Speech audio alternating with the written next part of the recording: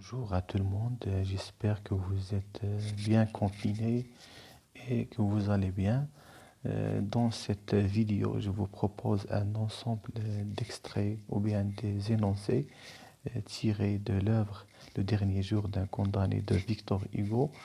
Vous trouverez vers la fin de cette vidéo des corrigés à titre indicatif. Mais avant de passer directement vers la fin, vous devez appuyer sur le bouton pause pour que vous puissiez vous entraîner. Et vers la fin, vous pouvez comparer vos réponses aux corrigés proposés à titre indicatif.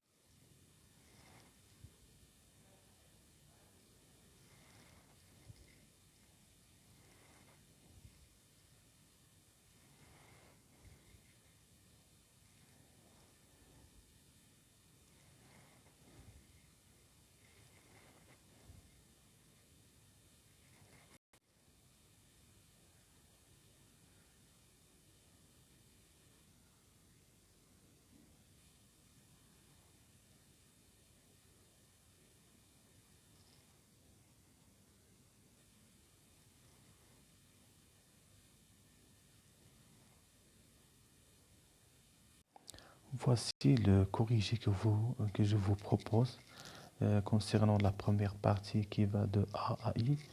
Dans A, je vous dis qu'il s'agit d'une gradation croissante parce que le narrateur a dit 6 heures, 6 semaines, 6 mois. C'est une gradation. Il y a une relation sémantique entre heures, semaines et mois. Dans l'énoncé suivant B, il y a la comparaison de son rire à un râle, vu la façon de rire. Il y a l'outil ressembler à, le verbe, euh, un outil de comparaison. C, il y a un oxymore parce que atroce a un sens péjoratif, contrairement à éloge qui a un sens mélioratif. Deux mots côte à côte qui ont un sens opposé. C'est pourquoi on parle d'oxymore. Dans D, il a utilisé une périphrase pour nous donner une image concrète de la camisole, cet habit de prison. Il a dit que c'est une espèce de sac de toile à voilure. Dans E, il y a une antithèse parce que bon est le contraire de mauvais. Le narrateur a un mauvais caractère, contrairement à l'autre qui a un bon caractère.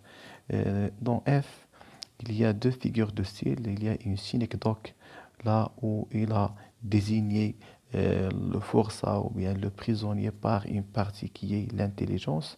Dans la deuxième partie de cet énoncé, le carcan du bagne l'a condamné à mort. Ici, il s'agit d'une personnification. On a personnifié le carcan, on lui attribué les facultés de l'être humain, surtout des juges qui sont capables de condamner à mort. Dans G, il y a aussi deux figures de style et une antithèse suivie d'une antiphrase. L'antithèse, là où il a dit arrivée, départ, les deux termes qui ont un sens opposé et qui sont séparés. Et vers la fin, l'interrogation, c'est une antiphrase. Est-ce qu'on ne peut pas imaginer qu'un condamné à mort est content? Il est bien sûr malheureux. Dans H, il y a euh, une hyperbole parce que le narrateur a exagéré en disant que la porte s'est ouverte avec la rapidité de l'éclair. L'éclair, il est plus rapide et l'ouverture de la porte ne peut pas l'atteindre. Dans I, il y a une énumération parce que le narrateur a énuméré un ensemble d'éléments, le soleil, le printemps, etc. Dans la deuxième partie, il y a dans le premier énoncé,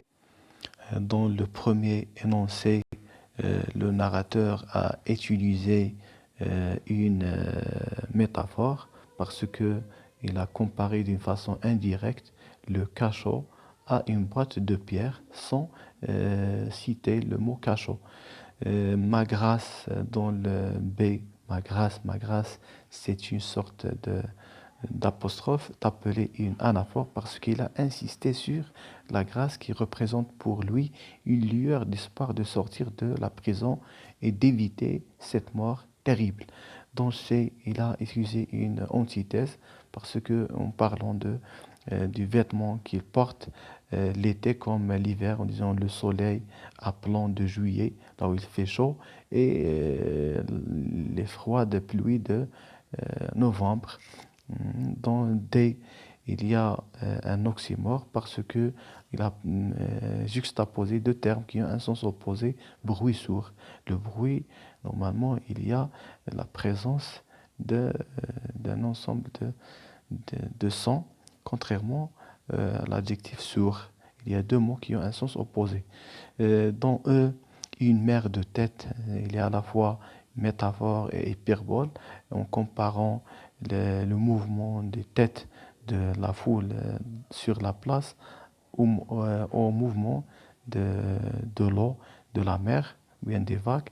Dans F, il y a un parallélisme parce que les trois propositions ont la même structure, la même combinaison de mots, pas un regard dans l'œil, pas un accent dans la voix, pas un geste dans les mains. Les trois propositions ont la même structure, la même forme. C'est pourquoi on dit parallélisme. Euh, G, il y a une personnification parce qu'il a dit l'hôtel de ville vomit des gendarmes.